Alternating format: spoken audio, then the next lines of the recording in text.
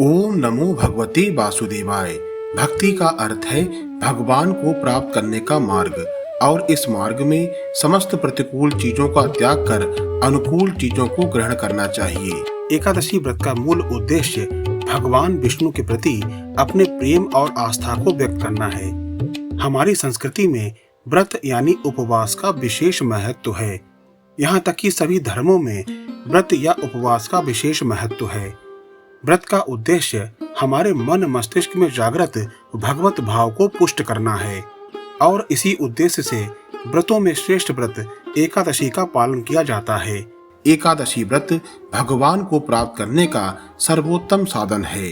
प्रत्येक वर्ष में 24 एकादशियां होती हैं, लेकिन प्रत्येक 3 वर्ष के बाद अधिक मास रहता है। ये पुरुषोत्तम मास भी कहते हैं। यूं तो वर्ष में 24 एकादशियां होती हैं, परंतु अधिक मास की 2 एकादशियां जुड़ जाने के कारण प्रति 3 वर्ष में 26 एकादशियां होती हैं। अधिक मास में परम एकादशी और पद्मिनी एकादशी का व्रत रखे जाने का बड़ा महत्व है, क्योंकि ये 3 वर्ष के बाद आती हैं। जिस प्रकार जीवों में मनुष्य श्रेष्ठ है, ठीक उसी प्रकार एकादशियों में ये 2 एकादशियां पद्म और पद्मिनी श्रेष्ठ हैं, क्योंकि ये 3 वर्ष के पश्चात ही आती हैं। साल की 24 एकादशियों का व्रत यदि हम नहीं भी रख पाते हैं और इन अधिक मास की 2 एकादशी का व्रत हम रखते हैं, तो हमें पूर्ण फल की प्राप्ति होती है। मैं राधा चरण दास आप सभी साधकों हरिभक्तों का अपने YouTube चैनल में स्वागत करता हूँ। आप सभी को मेरा जय जय श्री हित हरिवंश। आप सभी को परम एकादशी की हार्दिक शुभकामनाएं। भगवान विष्णु आप सभी का मंगल करें। प्राचीन समय की बात है, जब युधिष्ठिर महाराज ने भगवान श्री कृष्ण से पूछा, हे भगवान, कृपया आप मुझे बताएं कि अधिक मास में कौन कौन सी एकादशियां होती हैं और उनका व्रत रखने की विधि क्या है और उनका महत्व क्या है। कृपा करके उनकी कथा का भी उल्लेख करें। धर्मराज युधिष्ठिर बोले, हे जनार्दन, अधिक मास के कृष्ण पक्ष की एकादशी का क्या नाम है तथा उसकी विधि क्या है? कृपा करके आप मुझे बताइए। श्री भगवान बोले, हे राजन, अधिक मास में कृष्ण पक्ष में जो एकादशी होती है वे परमा, पुरुषोत्तमी या कमला एकादशी के नाम से विख्यात है। वैसे तो प्रत्येक वर्ष 24 एकादशियां होती हैं। जब अधिक मास या मल मास आता है तब इनकी संख्या बढ़कर 26 हो जाती है। अधिक मास या मल मास को जोड़कर वर्ष में 26 एकादशियां होती हैं। अधिक मास में 2 एकादशियां होती हैं, जो पद्मिनी एकादशी शुक्ल पक्ष और परमा एकादशी कृष्ण पक्ष के नाम से जानी जाती है। फिर भगवान ने परम एकादशी की कथा सुनाई। काम्पिल्य नगरी में सुमेधा नामक एक अत्यंत धर्मात्मा ब्राह्मण रहता था। उसकी स्त्री अत्यंत पवित्र तथा पतिव्रता थी। किसी पूर्व पाप के कारण वे दंपति अत्यंत दरिद्रता का जीवन व्यतीत कर रहे थे। ब्राह्मण को भिक्षा मांगने पर भी भिक्षा नहीं मिलती थी।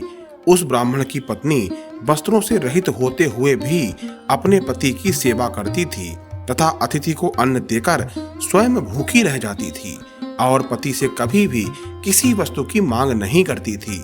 दोनों पति पत्नी घोर निर्धनता का जीवन व्यतीत कर रहे थे।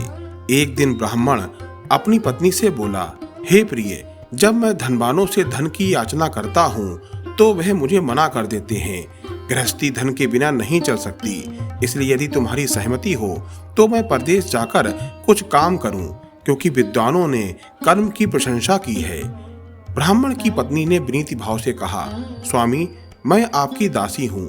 पति अच्छा और बुरा जो कुछ भी कहे, पत्नी को वही करना चाहिए। मनुष्य को पूर्व जन्म में किए हुए कर्मों का फल मिलता है। सुमेरु पर्वत पर रहते हुए भी मनुष्य को बिना भाग्य के स्वर्ण नहीं मिलता।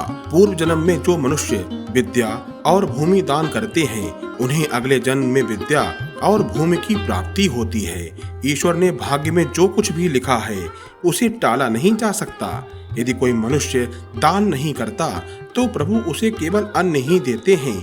इसलिए आपको इसी स्थान पर रहना चाहिए, क्योंकि मैं आपका बिछोड़ नहीं सह सकती। पति बिना स्त्री की माता, पिता, भाई, ससुर और संबंधी आदि भी निंदा करते हैं। इसलिए हे स्वामी, कृपा कर आप कहीं न जाएं। जो भाग्य में होगा वही होगा। स्त्री की सलाह मानकर ब्राह्मण परदेश नहीं गया। इसी तरह समय बीतता गया। एक बार कौंडिल्य ऋषि वहां आए। ऋषि को देखकर ब्राह्मण सुमेधा और उनकी स्त्री ने उन्हें प्रणाम किया और बोले, आज हम धन्य हो गए।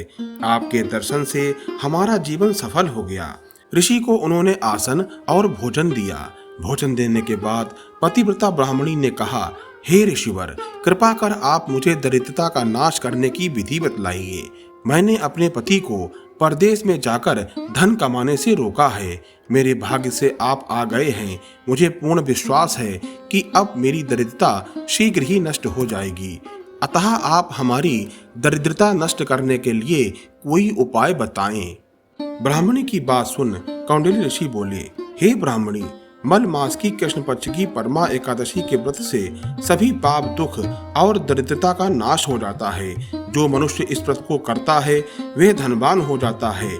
इस व्रत में नृत्य, गायन आदि सहित रात्रि जागरण करना चाहिए। ये एकादशी धन वैभव देती है तथा पापों का नाश कर उत्तम गति को प्रदान करती है। धन के स्वामी कुबेर ने भी इस एकादशी व्रत का पालन किया था, जिससे प्रसन्न होकर भगवान भोलेनाथ ने उन्हें धनाध्यक्ष का पद प्रदान किया। इसी व्रत के प्रभाव से सत्यवादी राजा हरिश्चंद्र को पुत्र, स्त्री और राज्य की प्राप्ति हुई थी। उसके पश्चात कौंडिल्य ऋषि ने उन्हें एकादशी के व्रत का समस्त विधान सुनाया। ऋषि ने कहा, हे ब्राह्मणी, पंचरात्रि व्रत इससे भी ज्यादा उत्तम है। परमा एकादशी के दिन प्रातः काल नित्य कर्म से निवृत्त होकर विधान पूर्वक पंचरात्रि व्रत आरंभ करना चाहिए। जो मनुष्य 5 दिन तक निर्जल व्रत करते हैं वे अपने माता पिता और स्त्री सहित स्वर्ग लोक को जाते हैं। जो मनुष्य 5 दिन तक संध्या को भोजन करते हैं वे स्वर्ग को जाते हैं। जो मनुष्य स्नान करके 5 दिन तक ब्राह्मणों को भोजन कराते हैं वे समस्त संसार को भोजन कराने का फल प्राप्त करते हैं। जो मनुष्य इस व्रत में अश्वदान करते हैं उन्हें तीनों लोकों को दान करने का फल प्राप्त होता है। जो मनुष्य उत्तम ब्राह्मण को तिल दान करते हैं वे तिल की संख्या के बराबर वर्षों तक विष्णु लोक में वास करते हैं। जो मनुष्य घी का पात्र दान करते हैं वे सूर्य लोक को जाते हैं। जो मनुष्य 5 दिन तक ब्रह्मचर्य पूर्वक रहते हैं वे देवांगनाओं के साथ स्वर्ग को जाते हैं। हे ब्राह्मणी, तुम अपने पति के साथ इसी व्रत को धारण करो। इससे तुम्हें अवश्य ही सिद्धि और अंत में स्वर्ग की प्राप्ति होगी। कौंडिन्य ऋषि के वचनानुसार ब्राह्मण और उनकी स्त्री ने परमा एकादशी का 5 दिन तक व्रत किया। व्रत पूर्ण होने पर ब्राह्मण की स्त्री ने एक राजकुमार को अपने यहाँ आते देखा। राजकुमार ने ब्रह्मा जी की प्रेरणा से एक उत्तम घर जो कि सब वस्तुओं से परिपूर्ण था उन्हें रहने के लिए दिया। उसके पश्चात राजकुमार ने आजीविका के लिए एक गांव दिया। इस प्रकार ब्राह्मण और उसकी स्त्री की गरीबी दूर हो गई और पृथ्वी पर काफी वर्षों तक सुख भोगने के पश्चात वे पति पत्नी श्री विष्णु के उत्तम लोक को प्राप्त कर गए। बोलो एकादशी महारानी की जय। ओम नमो भगवते वासुदेवाय नमः। ओम नमो नारायणाय। इस एकादशी के व्रत के प्रभाव से सभी पाप नष्ट हो जाते हैं तथा मनुष्य को इस लोक में सुख तथा परलोक में सदगति प्राप्त होती है। इसका व्रत विधानानुसार करना चाहिए और भगवान विष्णु का धूप, दीप, नैवेद्य, पुष्प आदि से पूजन करना चाहिए। जो मनुष्य श्रद्धा पूर्वक इस एकादशी के व्रत का अनुष्ठान करता है वह इस लोक और परलोक में भी मनोवांछित वस्तु को पाता है। यह कामदा पवित्र, पावन, महापातक नाशिनी तथा व्रत करने वालों को भोग एवं मोक्ष प्रदान करने वाली है। यदि आप भी राधा कृष्ण से प्रेम करते हैं तो कमेंट में श्री राधा वल्लभ श्री हरिवंश अवश्य लिखें। चैनल को लाइक करें, सब्सक्राइब करें और शेयर करें। मिलते हैं एक नए वीडियो के साथ। तब तक के लिए आप सभी को इस दास का जय जय श्री हित हरिवंश।